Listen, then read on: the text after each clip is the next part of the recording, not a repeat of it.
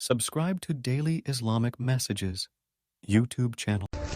الحمد لله نحمده ونصلي على رسوله الكريم أما بعد فأعوذ بالله من الشيطان الرجيم بسم الله الرحمن الرحيم للرجال نصيب مما ترك الوالدان والأقربون وللنساء نصيب مما ترك الوالدان والأقربون مما قل منه أو كثر. کبیرہ گناہوں میں سے ایک اور بڑا گناہ جس پر آج عمل بہت سے لوگ نہیں کرتے وہ ہے وراثت کو شریعت کے مطابق تقسیم نہ کرنا اور وراثت میں شرعی احکام کا خیال نہ کرنا. قرآن مجید نے اس کی بہت زیادہ تاکید کی ہے کہ میت کے دنیا سے جاتے ہی لواحقین اس کی وراثت کو ٹھیک ٹھیک تقسیم کریں، اور اللہ تعالیٰ نے قرآن مجید میں ایک ایک وارث کا حصہ خود تفصیل سے بیان بھی فرمایا. یوصیکم اللہ فی اولادکم للذکر مثل حظ الانثیین، فرمایا اللہ تمہیں تمہاری اولاد کے بارے میں وصیت کرتا ہے، لڑکے کو لڑکی کی نسبت دگنا ملے گا.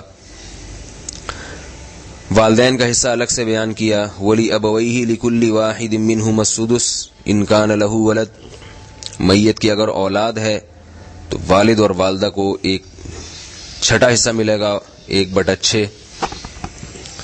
میاں بیوی کا حصہ بیان کیا، وَلَكُمْ نِصْفُ مَا تَرَكَ أَزْوَاجُكُمْ إِن لَّمْ يَكُن لَّهُنَّ وَلَدٌ، تمہاری بیوی کی اولاد نہیں ہے اور بیوی کا انتقال ہو گیا تو تمہیں اس میں سے نصف وراثت تمہیں ملی، ہاف آدھی تمہیں ملے گی، اور اگر بیوی کی اولاد ہے تو تمہیں 1/4 ملے گا.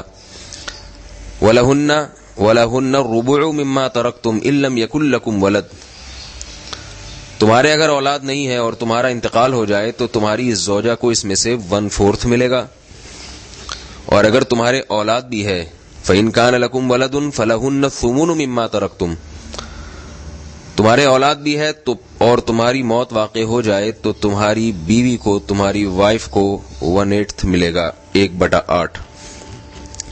تو آخر یہ اتنی تفصیل اسی لیے بیان کی جا رہی ہے کہ لوگ پھر اس پر عمل کریں. ہمارے ہاں میت کے انتقال کے بعد وراثت کی تقسیم کی بالکل فکر نہیں ہوتی. تجہیز و تکفین اور دفنانے کے بعد کوئی یہ بات ہی نہیں کرتا کہ بھائی اب بیٹھیں والد صاحب کی جائیداد کے حصے کرتے ہیں، دیکھیں کس کے حصے میں کتنا آ رہا ہے.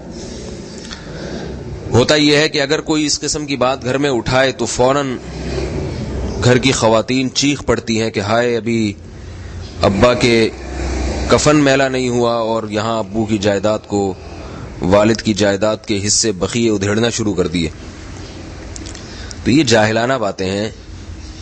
اب وہ والد کی جائیداد رہی نہیں ہے، جس کا انتقال ہو گیا اس کا اب کچھ بھی نہیں ہے اس دنیا میں. اس کے ساتھ ایک کفن تھا جو چلا گیا، وہ بھی چھین لیا جائے گا تھوڑے دنوں میں.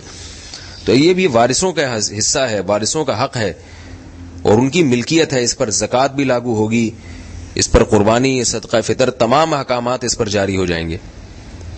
لہذا اگر کسی نے وراثت تقسیم نہیں کی اور غلطی سے بھی کسی دوسرے کا بھائی، اپنے بھائی کا مال، اپنی بہن کا مال کھانا شروع کر دیا تو یہ حرام کھانا ہے، اور اس پر وہی احکام جاری ہوں گے جو حرام چوری پر جاری ہوتے ہیں، ڈکیتی پر جاری ہوتے ہیں. آپ کسی کا مال چھین کے کھائیں، کسی کا مال چوری کر کے کھائیں، یا کسی کا مال آپ کے پاس پڑا ہوا تھا دینے کے بجائے وہ کھا جائیں، تو اللہ کی نظر میں سب برابر ہیں، سب حرام در حرام ہیں.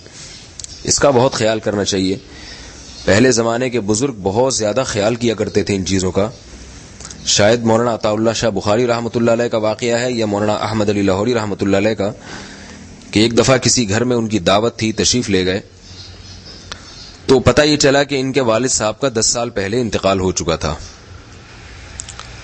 کھانے جب سامنے آیا تو ان بزرگ نے کھانے سے ہاتھ کھینچ لیا، فرمایا میں کھانا نہیں کھاؤں گا، پہلے مجھے یہ بتاؤ کہ تم لوگوں نے اپنی بہنوں کو وراثت دے دی ہے یا نہیں دی ہے،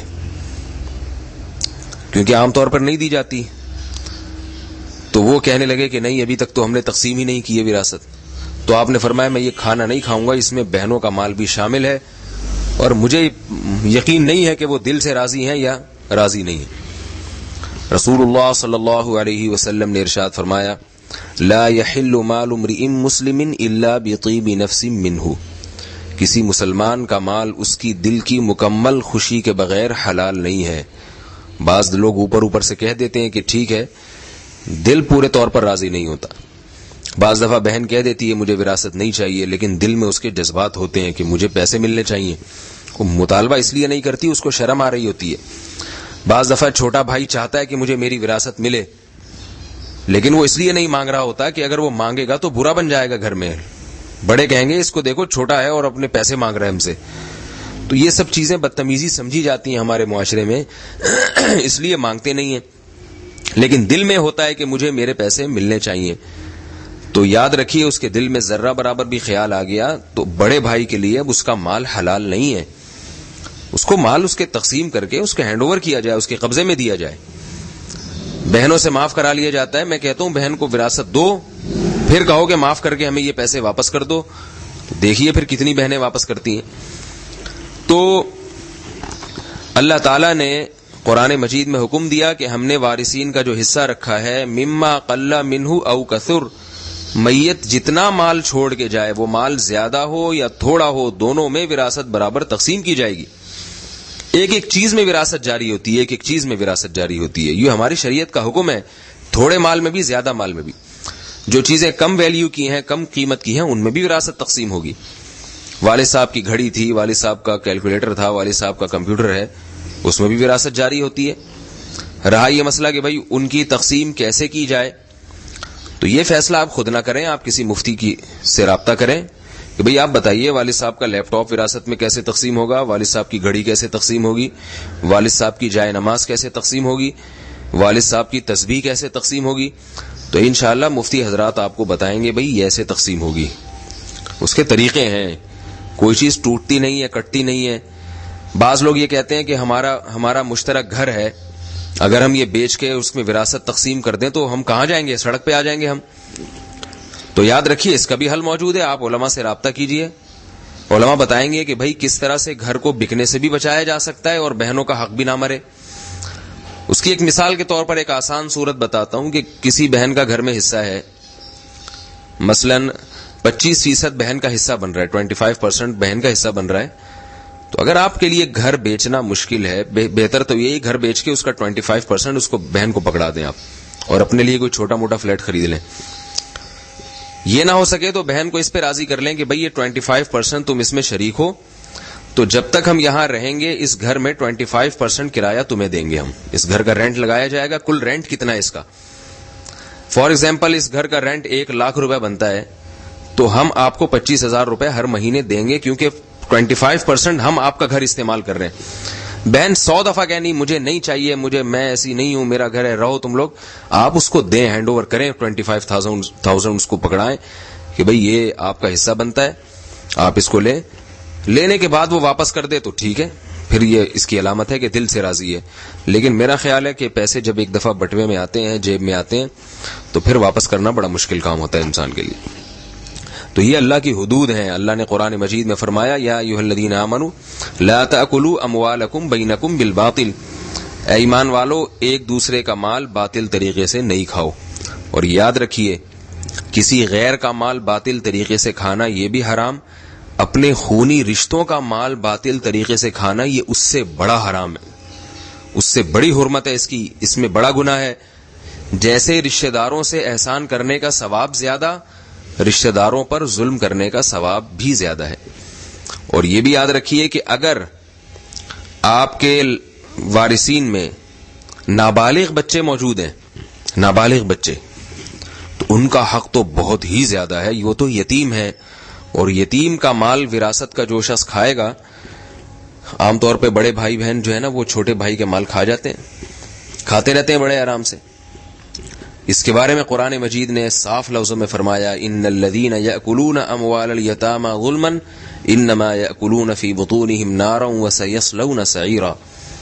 فرمایا جو لوگ یتیم کا مال کھا رہے ہیں، وراثت نہیں دیتے ان کو، یا ان کی وراثت کو محفوظ نہیں رکھتے، تو وہ ایسے ہے جیسے جہنم کے انگارے کھا رہے ہیں، آگ کے انگارے، اور قریب بھڑکتی ہوئی آگ میں یہ لوگ داخل ہوں گے. تو چند ٹکوں کی خاطر جہنم کی آگ خرید لینا یہ بہت ہی گھاٹے کا سودا ہے. تو بھائی اس پر خوب خیال کیا کریں. جن لوگوں نے وراثت تقسیم نہیں کی ہے اس رمضان میں وہ سچے دل سے توبہ کریں اور گھر جا کے وراثت کا حساب و کتاب لگائیں. دیکھیں کس کا کتنا حصہ بنتا ہے. اس کے بعد مفتیان کرام سے رابطہ کریں کہ بھئی ہمیں تقسیم میں یہ مشکلات پیش آ رہی ہیں، ان مشکلات کا آپ شرعی حل بتائیں تاکہ ہماری وراثت بھی تقسیم ہو جائے، جس کا جو حصہ ہے وہ اس کو مل بھی جائے اور کوئی کسی کا مال دبا کے نہ بیٹھا رہے.